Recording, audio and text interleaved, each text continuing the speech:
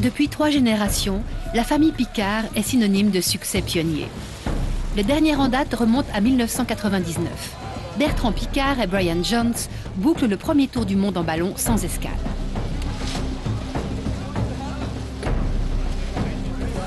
Le père de Bertrand, Jacques Piccard, célèbre explorateur des fonds marins, est au départ. Il aide à fermer la capsule. Le tour du monde en ballon est la dernière grande aventure aéronautique de la fin du XXe siècle. Et de nouveau, c'est un Piccard qui l'amène à bien.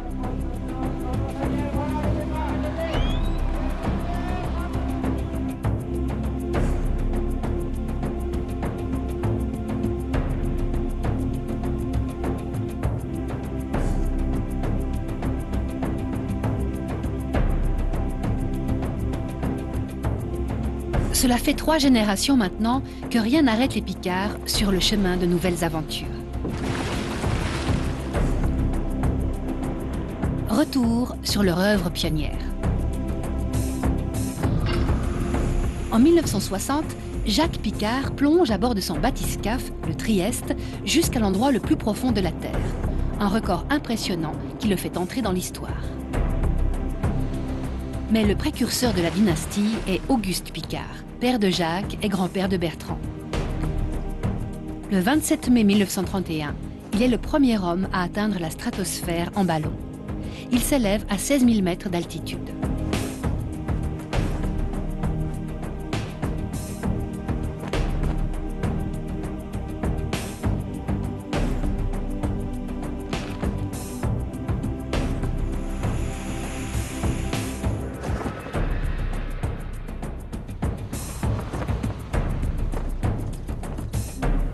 La brillante carrière d'Auguste Piccard débute bien avant son ascension vers la stratosphère.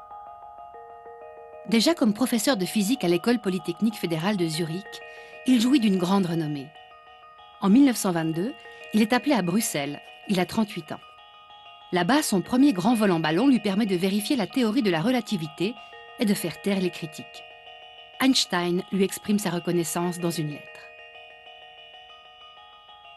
Auguste Piccard compte parmi les scientifiques les plus importants de son époque. On le voit ici en compagnie de Max Planck, de Marie Curie, d'Albert Einstein et de Niels Bohr au congrès Solvay en 1926 à Bruxelles. Son fils se souvient. Mon père était un savant, il a beaucoup travaillé dans son laboratoire, mais il y a des expériences qui sont trop grandes pour être faites dans un laboratoire. Mettons, quand on travaille dans l'espace, on ne peut pas mettre l'espace dans son laboratoire. Alors il dit, c'est moi qui vais dans l'espace. Et tout l'espace devient mon laboratoire. Alors comment est-ce qu'il faut faire? Alors il a eu l'idée du ballon stratosphérique.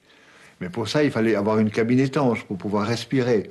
Et à l'époque, les spécialistes disaient, c'est pas possible, vous ne pouvez pas passer une journée entière dans une cabine fermée, vous allez étouffer. Mon père disait, non, je vais produire de l'oxygène, sortir de l'oxygène des bouteilles, et puis absorber l'acide carbonique, et puis ça va très bien, on peut très bien rester une journée comme ça. Auguste Piccard invente et construit la première capsule pressurisée de l'histoire. Elle est en aluminium, une matière particulièrement légère pour voler. Mais il construit aussi le plus grand ballon de l'époque, qu'il remplit d'hydrogène, un gaz hautement explosif. Malgré le danger, l'audacieux savant décide d'aller mesurer les rayons cosmiques.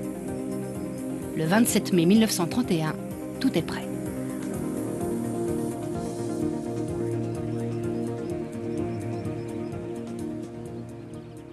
Le premier départ, c'était depuis Augsbourg en Bavière.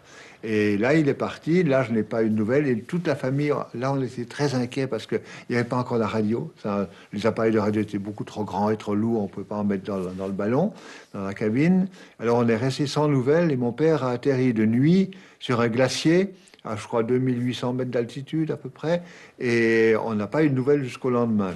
Le lendemain, il est descendu à pied dans la vallée, et là, on a eu les nouvelles. Mais c'était une nuit très angoissante, et toute la famille était très inquiète. En particulier à cause de la presse, qui n'avait rien à dire. Alors, ils ont dit toutes sortes de bêtises et de folies, et on a eu très, très, très peur. Mais ça s'est bien passé quand même. Les militaires autrichiens doivent intervenir pour aider à récupérer le ballon et les instruments de mesure. Auguste Piccard est accompagné de Paul Kipfer, son assistant de Bienne. On les voit ici coiffés d'une invention signée Piccard. Pour économiser du poids, les corbeilles de provisions servent aussi de casque de protection. Ensemble, ils atteignent une altitude de 15 781 mètres. Mais de là, ils ont toutes les peines du monde à redescendre, comme le raconte Paul Kipfer à la fin des années 70.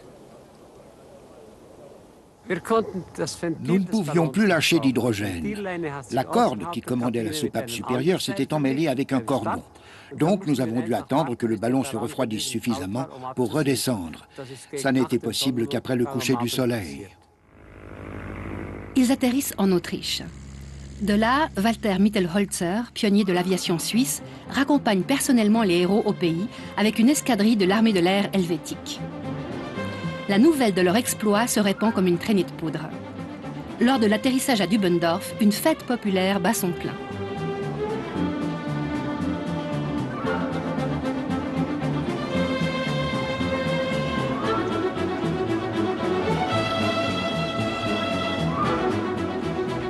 En route pour la ville, les héros sont acclamés tout au long du chemin.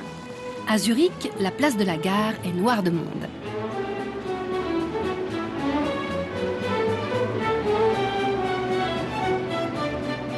Et pourtant, l'établissement de records n'était pas essentiel pour Auguste Piccard. Sa priorité allait à la récolte de données scientifiques. Außerdem haben wir durch den Aufstieg in die Stratosphäre gezeigt, dass man sich vor der großen Höhe gar nicht zu fürchten braucht. Und dass der Mensch in der Stratosphäre ganz gut leben kann, natürlich nur in luftlich verschlossener Kabine. Ich denke, dass wir es noch erleben werden, dass die Kurzflugzeuge in fahrplanmäßiger Fahrt in 10 Stunden von Europa nach Amerika fliegen werden. Stimulé par ses inspirations et le succès, mais relativement déçu des résultats scientifiques de son premier vol, Piccard veut retourner dans la stratosphère. Un nouveau ballon et une nouvelle capsule pressurisée sont construits. Cette fois, Piccard emmène avec lui le physicien belge Max Coseitz. Le 18 août 1932, un an après la première ascension, il s'envole de la place d'aviation de Dubendorf. L'intérêt pour cet événement est immense. Des journalistes sont venus du monde entier.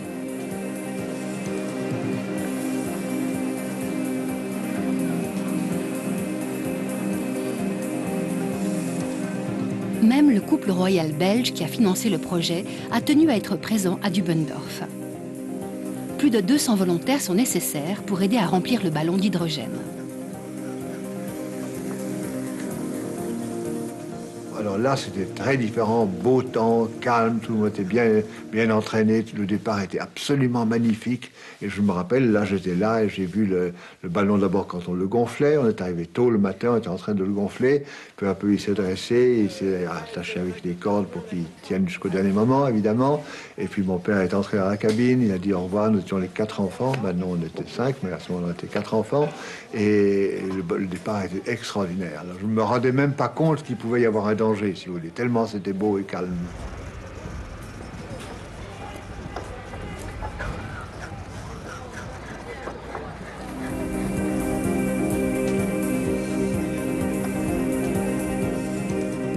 Les scientifiques décollent vers l'inconnu.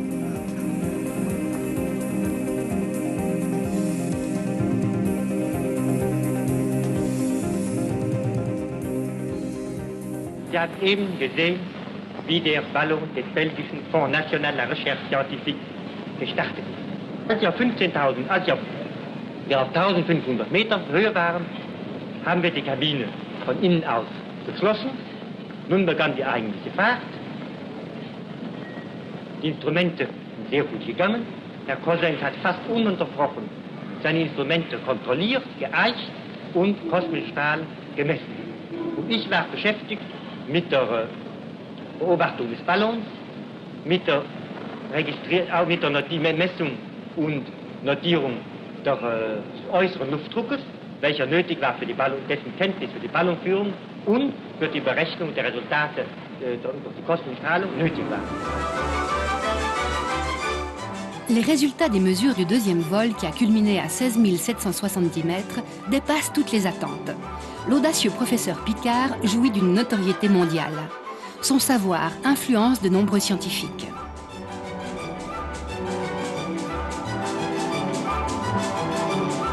Même Hergé, dessinateur et inventeur de Tintin et Milou, s'inspire du savant Auguste Piccard pour créer le génial professeur Tournesol. Mon père et Hergé ne se sont jamais rencontrés.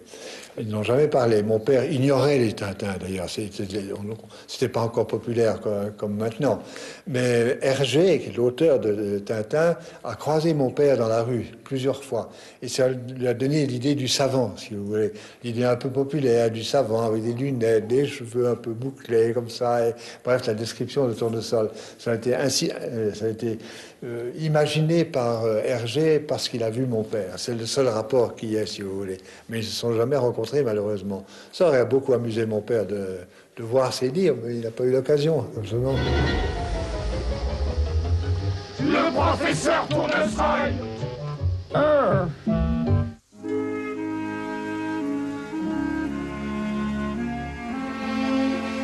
Après son deuxième vol dans la stratosphère, Auguste Piccard en a assez de l'aéronautique. Un autre Piccard prend la relève, son frère jumeau, Jean. Jean a été le premier docteur en chimie de l'École polytechnique fédérale de Zurich, avant d'être appelé en tant que professeur de technique aérienne à Minneapolis, aux États-Unis. Les deux jumeaux se sont ressemblés jusqu'à un âge avancé. Il n'est donc pas étonnant qu'ils aient aussi conservé les mêmes intérêts.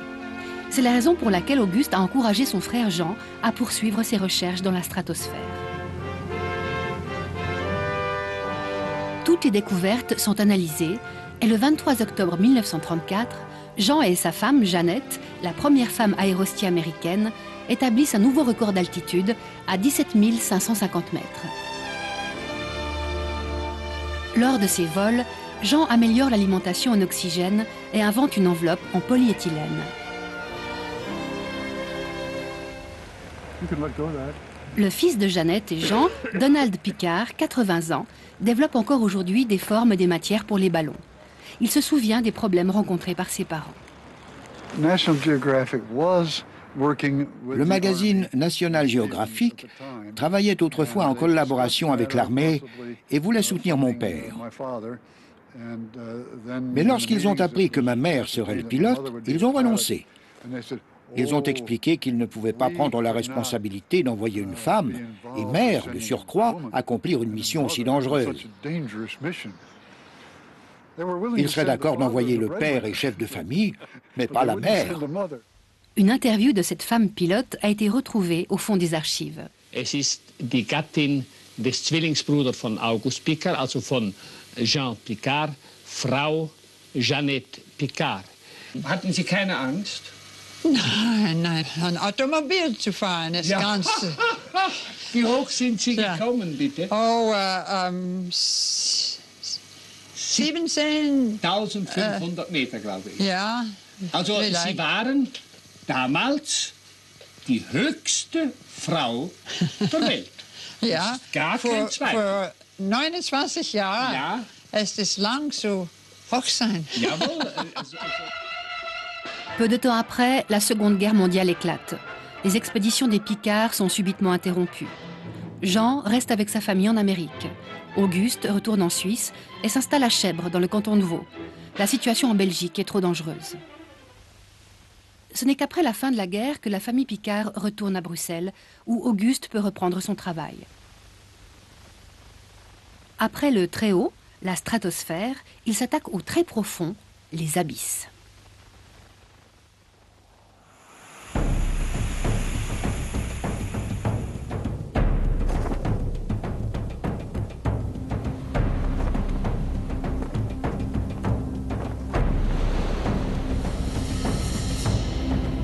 Piccard applique le principe du ballon à son sous-marin.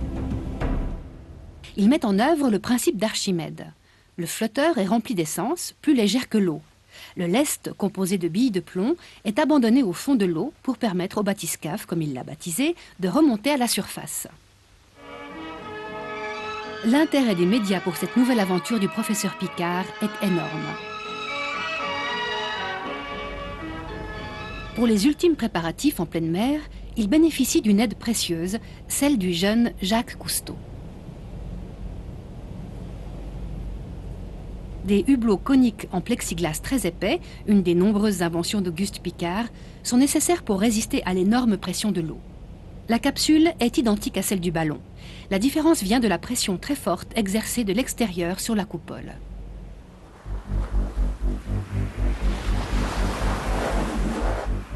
Le 3 novembre 1948, le FNRS 2 plonge dans les fonds marins en pilotage automatique